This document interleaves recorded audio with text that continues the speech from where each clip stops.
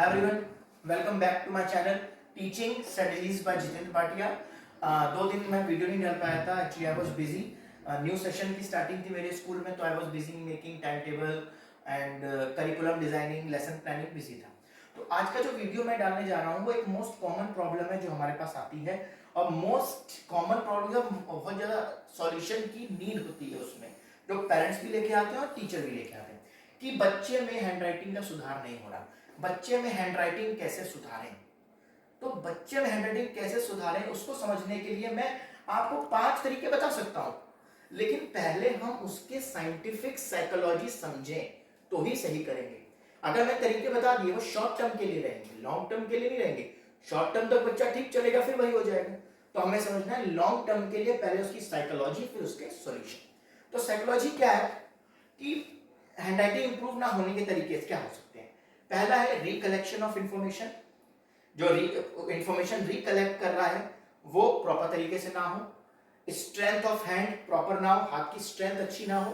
तीसरा है बॉडी और माइंड का रिकलेक्शन ना हो पाए, सॉरी माइंड और हैंड का रिकलेक्शन कोऑर्डिनेशन ना बैठ पाए। अब पहली चीज मैंने बताई रिकलेक्शन। अब बच्चा जैसा इंफॉर्मेशन रिकलेक्ट करेगा, जब लिखेगा धीरे धीरे रिकलेक्ट करेगा तो धीरे धीरे लिखेगा। फास्ट रिकलेक्ट करेगा इंफॉर्मेशन जो पढ़ा है, फास्ट लिखेगा। अनइवन तरीके से, आड़े टेढ़े तरीके से याद करेगा तो अनइवन तरीके से लिखेगा, तो अनइवन तरीके से लिखेगा। अब दूसरी चीज आती है, तो जिस तरह से बच्चा इंफॉर्मेशन लाएगा दिमाग में उसी तरह से वो लिखेगा। ठीक है। दूसरी चीज होती है स्ट्रेंथ। अब हैंड की स्ट्रेंथ, मेरा बच्चा लिखते लिखते थक जाता है। अब थक जाता है तो क्या करेंगे, बच्चे को बोलिए टीवी देख रहा हो, कोई खाली बैठा हो तो स्ट्रेस बॉल दे दीजिए, स्ट्रेस बॉल प्रेस कर लेगा। स्प्रिंग आते हैं, स्प्रिंग को दे दीजिए, प्रेस करेगा, उससे स्ट्रेंथ बढ़ेगी। तीसरा आता है हैंड और माइंड का कोऑर्डिनेशन। कोऑर्डिनेशन मतलब क्या होता है सर? मम्मी लोग जितनी भी हैं सूट या साड़ी के साथ सिमिलर बैग लेती है ना, इयररिंग्स पहनती है ना, वही कोऑर्डिनेशन है। तो कोऑर्डिनेशन बिठाना हाथ और माइंड का बहुत जरूरी है। तो कोऑर्डिनेशन जब तक नहीं बैठेगा तब तक नहीं हो सकता। अब स्ट्रेंथ कैसे इंप्रूव करें मैंने बता दिया।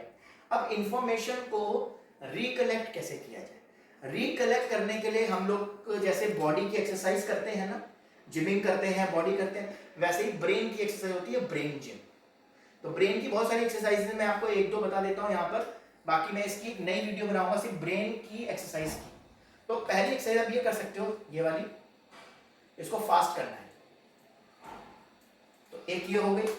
दूसरी आप कर सकते हो, एक हाथ आगे, फिर एक हाथ पीछे, आगे पीछे, और इसको फास्ट करना है। इसको फास्ट करना है। देखने में स्लो आसान लग रहा है, करने में बहुत डिफिकल्ट होगा। ट्राई करिए घर पर, मुझे बताइएगा। एक और कर सकते हैं, जैसे कि मैंने यहां पर है, देखिएगा ये वाली, आप ये वाली छोड़ दीजिए। अच्छा, ये वाला मैंने हाथ ऐसे लिया, ये थंब है, इसको 10 बार आगे घुमाइए, सिर्फ इस यही घूमना चाहिए सिर्फ। फिर 10 बार आप इसको घुमाइएगा, इस फिंगर।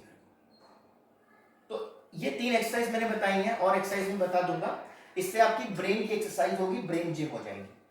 तीसरी आती है माइंड और हैंड का कोऑर्डिनेशन बिठाना। उसके लिए अपने बच्चे को अलग अलग एक्टिविटीज कराइए। अब अलग अलग एक्टिविटीज कौन कौन सी होती हैं? बच्चे को आप गिटार, पियानो, तबला की जो राग सोचेगा वही राग उनकी उंगलियों में आएगा, हाथ में आएगा, इससे कोऑर्डिनेशन बैठ सकता है। अब आप बोलोगे सर मेरा बच्चा तो ये सब करता ही नहीं, पसंद ही नहीं है उसको, तो अपने बच्चे को फिजिकल एक्टिविटीज कराइए। अब फिजिकल एक्टिविटीज कौन कौन सी? उसको खिलाइए वॉलीबॉल, उसको खिलाइए आपके वॉलीबॉल हो गया, उसको बैडमिंटन, टेनिस, क्रिकेट उतना सक्षम नहीं होगा इन चीजों को कोऑर्डिनेशन बिठाने में। बाकी वॉलीबॉल, क्योंकि उसमें फास्ट सर्विस करनी पड़ती है, तो फास्ट सर्विस में ये गेम आते हैं, अब ये करा सकते हो। तो ये सारी चीजें मैंने आपको बता दी है, तो आप इन चीजों को देख सकते हैं, समझ सकते हैं, इसलिए साइकोलॉजी बताई है मैंने आपके बच्चे के लिए। ठीक है ना। अब कुछ चीजें हैं, आप अपने बच्चा जब भी पढ़ने बैठे उसको बेड पे बैठ के बोलिए मत पढ़े, बेड पे बोलिए मत लिखे, उसको एक प्रॉपर स्टडी टेबल प्रोवाइड करिए। जब एक प्रॉपर स्टडी टेबल होगा उसका पोस्चर स्ट्रेट रहेगा, और उसकी कॉपी हमेशा स्ट्रेट नहीं, थोड़ी टिल्ट करके बोलो, थोड़ा टिल्ट कर ले और लिखे। ठीक है। तो स्टडी पोस्चर में से स्टडी टेबल में ही हमेशा लिखे, बेड बैठ के ना लिखे तो राइटिंग सुधार नहीं आएगा।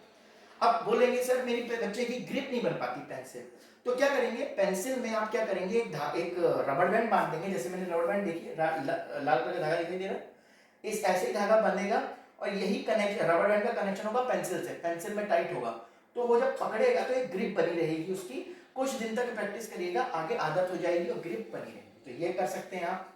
अब लिखने में क्या क्या प्रॉब्लम दिखती है, प्रॉपर लेटर फॉर्मेशन नहीं होता है बच्चे का, लेटर्स में स्पेस नहीं होता है, तो ये सारी चीजें आपको एक साथ सही नहीं करनी है, धीरे धीरे 10 दिन आपको लेटर फॉर्मेशन सिखा दीजिए करेक्शन के लिए, 10 दिनों को बोलिए स्पेस कैसे करेंगे, वर्ड में स्पेस कैसे करना है, लेटर में स्पेस करना है, सेंटेंस में कैसे प्रॉपर तरीके से लिखना है, एक सेंटेंस दूसरे ऊपर के ऊपर ना आ जाए, तो ये चीज आप थोड़े थोड़े 10-10 दिन के गैप में उसको सिखाइए तो सीख लेगा।